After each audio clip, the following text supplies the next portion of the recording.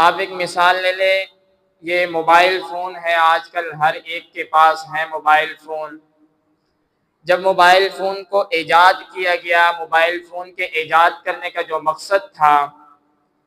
تو mobile phone کے ایجاد کرنے کا مقصد یہ تھا کہ ایک دوسرے سے فون کے ذریعے بات کی جا سکے۔ فرسٹ جنریشن کے اندر موبائل جب ایجاد ہوا تو اس کا مقصد یہی تھا۔ پھر چلتے چلتے موبائل نے سفر کیا اور یہ موبائل سیکنڈ جنریشن کے اندر جو ہے داخل ہوا، تو اس میں موبائل کے اندر ایک تبدیلی آئی کہ موبائل کے اندر ایک اور آپشن آ گیا، میسیجنگ کا آپشن بھی آ گیا کہ اب آپ کال کے ذریعے نہیں بلکہ میسج کے ذریعے سے بھی ایک دوسرے کو پیغام پہنچا سکتے ہیں۔ پھر موبائل نے مزید سفر کیا اور یہی موبائل جو ہے یہ تھرڈ جنریشن کے اندر جا کے داخل ہوا، اور پھر موبائل نے یہ تبدیلی کی ہے کہ موبائل جو ہے وہ اب صرف فون کے ذریعے نہیں بلکہ آپ دنیا کے ایک کونے میں بیٹھے اور آپ کا دوسرا ساتھی دنیا کے دوسرے کونے میں بیٹھ جائے تو آپ بات کرنے کے ساتھ ساتھ ایک دوسرے کو دیکھ بھی سکتے ہیں۔ اور اب چلتے چلتے وہ موبائل فورتھ جنریشن کے اندر داخل ہوا، اور اب موبائل سے لوگ کمائی بھی حاصل کر رہے ہیں، اور موبائل کے اندر جو ہے گھر میں بیٹھے ہوئے ہیں اور مختلف قسم کی کمائی جو ہے وہ گھر کے اندر ہی ہو رہی ہیں۔ پھر یہ موبائل جو ہے اس میں فیس بک، انسٹاگرام، گوگل اور دیگر مختلف سارے ایپس آ چکے ہیں،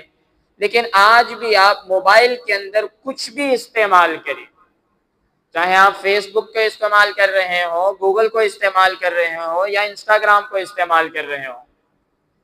لیکن جب آپ کو کال آتی ہے تو موبائل آپ کو اسکرین پہ سب سے پہلے کال شو کرواتا ہے۔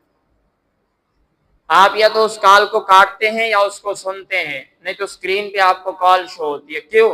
اس لیے کہ موبائل کے ایجاد کرنے کا مقصد کیا تھا کہ فون کے ذریعے سے ایک دوسرے سے بات کی جا سکے۔ آج موبائل اتنا سفر کر چکا ہے، اتنی تبدیلی اس میں آ چکی ہے، لیکن موبائل اپنے اس مقصد کو نہیں بھولا ہے۔ لیکن یہ انسان اتنا کم عقل ہے اور اتنا نادان ہے کہ اس کی پیدائش کا جو مقصد ہے یہ اپنے اس مقصد کو بھول چکا ہے کہ میرے دنیا میں بھیجنے کا مقصد کیا ہے، اللہ رب العزت نے مجھے کس لیے اس دنیا میں بھیجا ہے۔ اللہ رب العزت نے قرآن کریم میں فرمایا وَمَا خَلَقْتُ الْجِنَّ وَالْإِنسَ إِلَّا لِيَعْبُدُونَ، کہ ہم نے انسانوں کو اور جنات کو صرف اپنی عبادت کے لیے پیدا کیا ہے، لیکن انسان دیگر تمام کاموں کے لیے تو وقت نکال رہا ہے، لیکن اگر عبادت کے لیے اس کو کہا جائے تو یہ میرے پاس وقت نہیں ہے، تو کتنا نادان اور کتنا کم عقل ہے۔ اللہ رب العزت نے دوسرے مقام پر فرمایا یا ایھا الانسان ما غرک بربک الکریم، اے انسان تجھے اپنے رب سے کس چیز نے دھوکے میں ڈال دیا ہے۔